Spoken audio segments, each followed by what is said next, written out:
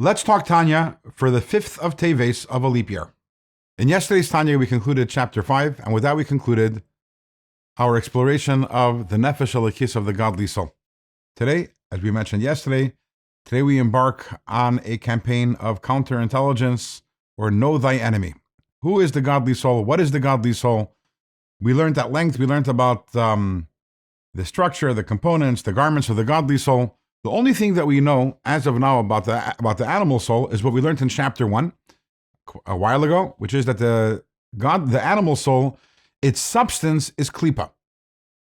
And God willing, tomorrow we'll learn a little more about exactly what klipa is, as opposed to the godly soul, whose substance is godliness. Now, in terms of the internal makeup of the animal soul, so there's a rule of zelu umaze asalikim, which means that God causes that holiness and unholiness, they should perfectly counterbalance each other. So just like the godly soul is comprised of these 10 faculties of chachma, bina, das, the wisdom, knowledge, and understanding, which are the 3 intellectual faculties, and then love and awe, and the other 5 emotional faculties. So the animal soul also possesses the same thing. The animal soul also has the 3, that's its structure, is the 3 intellectual faculties, the 7 emotional faculties. Interestingly, there is a difference between the godly soul and the animal soul in this area, which is then the godly soul, the intellect is primary. Its understandings of what's right and what's wrong, its understandings of God, its understandings of the Torah, those are primary, and they create the emotions because the godly soul understands God's greatness. It has a love for God, an awe for God, etc. Whereas by the animal soul, the very core of the animal soul are its emotions, its passions, its instincts, its impulses.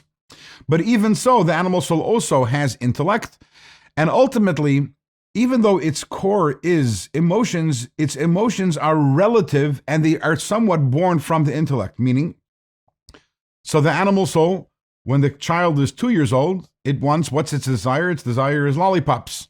And then it grows, when the person grows up, and they're 25 years old, what is the desire? Obviously something else entirely, because the mind grew. Because as the person understands more what is good to desire and to want, so the emotions correspond accordingly, or they react according to the intellect. So in both the animal soul and the godly soul, you have the intellect and the emotions. The question only is which one is primary, but in both of them, you have the intellect, which influences the emotions.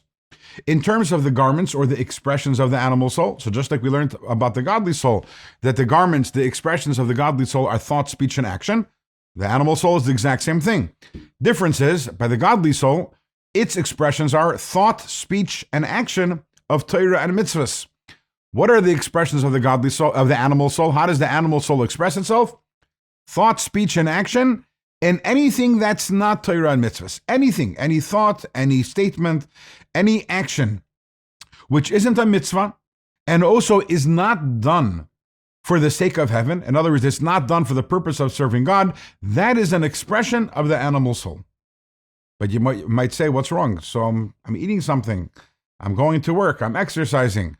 I'm doing my laundry. I'm going shopping, whatever it may be. Why is that an expression of the animal soul? And the answer to that will come in tomorrow's Tanya, when we'll have somewhat of a deeper understanding of the animal soul and klipa, and actually what its agenda is.